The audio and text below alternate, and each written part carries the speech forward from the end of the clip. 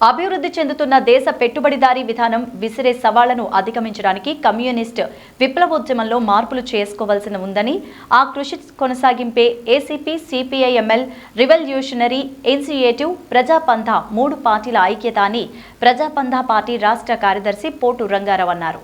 పార్టీల విలీనం సందర్భంగా 2024 మార్చి 3, 4, 5 తేదీల్లో ఖమ్మంలో జరిగే ఐక్యతా మహాసభ జయప్రదానికై ప్రజాపంథ నిజామాబాద్ జిల్లా కమిటీ ఆధ్వర్యంలో జనరల్ బాడీ సమావేశం నిర్వహించారు.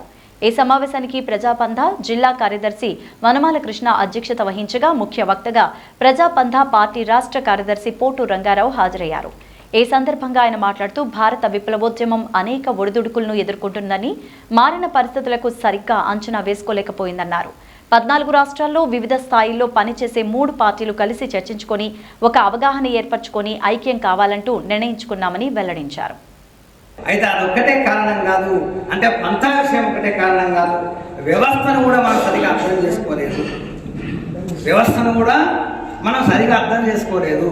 చైనా వ్యవస్థను మక్కిగా చైనా వ్యవస్థ ఎలా ఉందో రివల్యూషనరీ ఇనిషియేటివ్, పిసిసి, సిపిఐఎంఎల్ అనేటువంటి 3 పార్టీలు కలిసి ఒకే పార్టీగా ఏర్పడాలని చెప్పి నిర్ణయించుకుంది.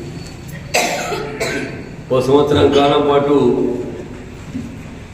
మన అభిప్రాయాల మధ్య చర్చలు జరిగినాయి. కార్యక్రమానికి సంబంధించి అదేవిధంగా ఆ కార్యక్రమంలో ఉన్నటువంటి అంశాలకు సంబంధించి మన మధ్య ఏకాభిప్రాయం ఏముంది, అదేవిధంగా ఏకాభిప్రాయానికి రావడానికి అవకాశం ఏముందనేటువంటి అంశాల మీద చర్చ జరిగి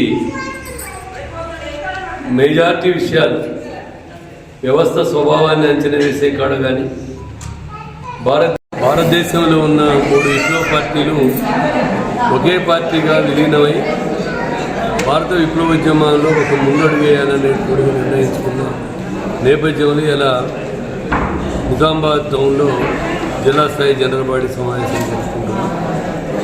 ఈ 3 పార్టీలు CPML Prajapantha, PCC CPIML, CPIML revolutionary initiative అనేటువంటి 3 పార్టీలు రాజకీయ సిద్ధాంత విషయాన్ని సంవత్సరం కాలం పాటు చర్చించుకొని ఒకే పార్టీగా విలీనం కావాలని ఆ యూనిటీ కాన్ఫరెన్స్ని మార్చి 3, 4, 5 తేదీల్లో ఖమ్మంలో జరపాలనేటువంటి నిర్ణయించుకుని ఆ నేపథ్యంలో అన్ని జిల్లాల జనరల్ బాడీలు జరిపి పెద్ద ఎత్తున ఆ సభలకు కదలాలనేటువంటి నిర్ణయంలో భాగంగా ఇలా నిజామాబాద్ జిల్లాలో సమావేశాన్ని నిర్వహించడం జరిగింది. ముఖ్యంగా ఇదే సందర్భంలో